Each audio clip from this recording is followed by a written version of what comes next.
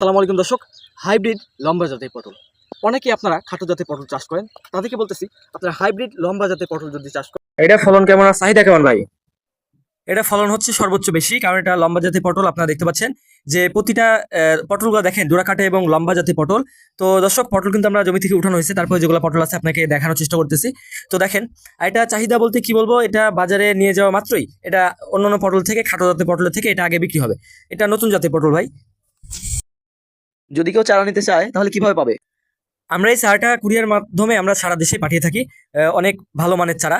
তো এটা চাইলে আপনারা যে কোনো জেলায় কিন্তু, যে কোনো কৃষক কিন্তু আমাদের স্ক্রিনে নাম্বার দেওয়া আছে, এখানে কল করে নিতে পারবেন, অথবা দেখে শুনে আমাদের জমিতে এসেও কিন্তু তারা দেখে যাইতে পারে। তো যখন চারা তৈরি করবো তারা কিন্তু সেখান থেকে চারাও সংগ্রহ করতে পারে।